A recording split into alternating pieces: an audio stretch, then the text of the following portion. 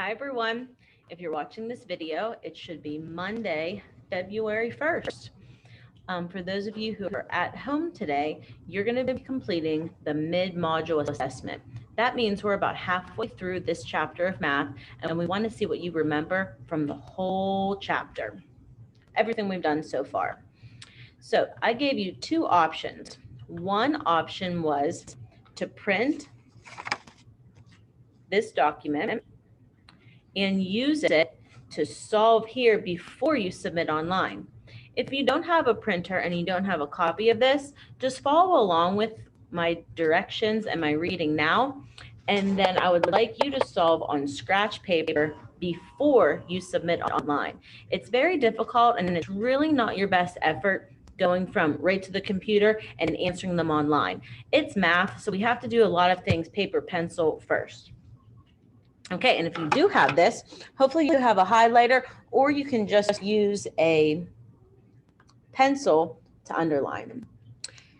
Here we go. Number one, draw an area model to solve the following. Find the value of the following expressions. So you're going to draw area model to solve. Find value of expressions. So here you have 30 times 60, and here you have 3 times 269. So you know you're going to need a rectangle. And I'm going to let you label this one.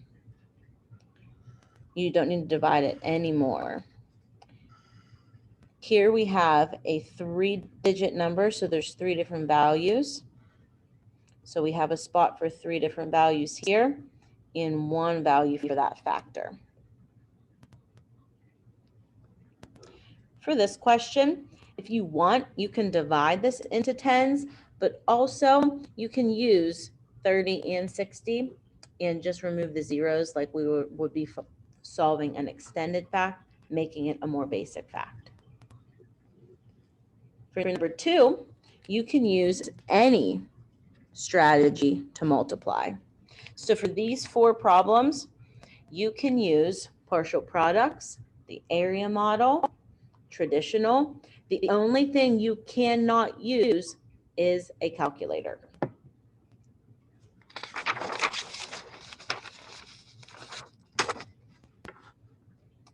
Number 3, solve using a model or equation. Show your work and write your answer as a statement. So you're going to solve using a model or an equation. So you could draw a picture or use numbers. Show your work, write your answer as a statement. So they do want you to write a sentence. I would be happy with just especially making sure your answer is labeled.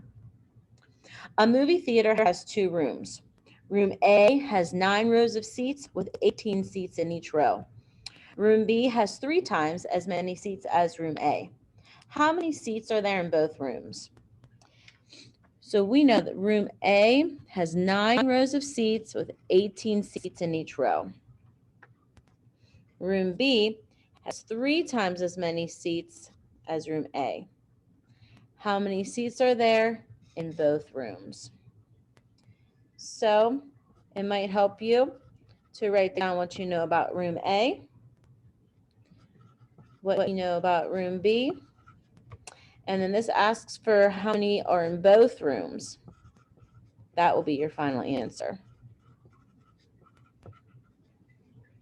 Make sure you label it. Number 4, the high school art teacher has 9 cases of crayons with 52 boxes in each case. The elementary school art teacher has 6 cases of crayons with 104 boxes in each case. How many total boxes of crayons do both teachers have? You do not have to answer if your answer is reasonable. So we know that the high school has 9 cases with 52 boxes in each. So here we have our high school. Then we have the elementary school has 6 cases with 104 boxes in each.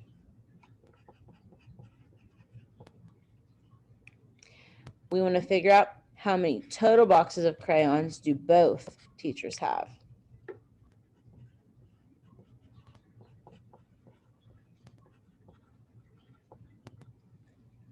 Make sure you label your answer.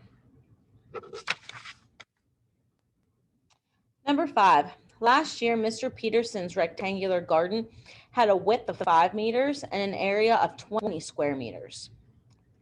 This year, he wants to make the garden 3 times as long and 2 times as wide. Solve for the length of the last year's garden using the area formula, then draw a label the measurements of this year's garden. So we need to solve the length using the area formula. Remember, the area equals length times width. So the first thing you need to do right here is solve for how many meters this side is. So if you know this is 5 meters, and then total area inside here is 20 square meters, you need to figure out the length of this side.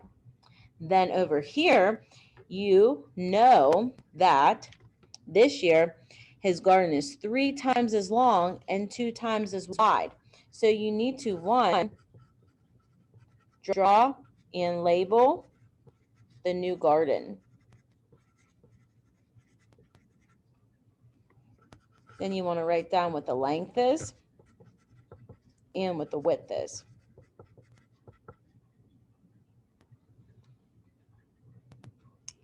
Down here, how much area will Mr. Peterson have in the new garden? So you're going to use this to find the area of the new garden. Make sure you label your answer. Remember, area is labeled using square units, and your unit is meters.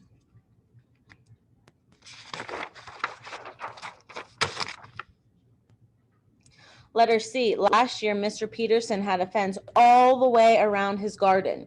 He can reuse all the fence he had around the garden last year, but he needs to buy more fencing to go around this year's garden.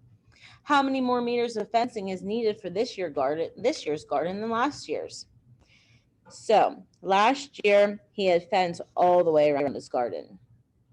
He can reuse all the fence he had, but he needs to buy more to go around this year's garden. How many more meters of fencing is needed for this year's garden than last? So we need to figure out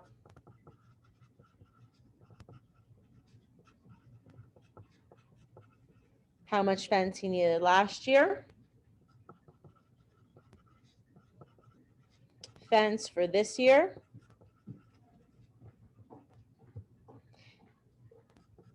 And then you need to figure out how much more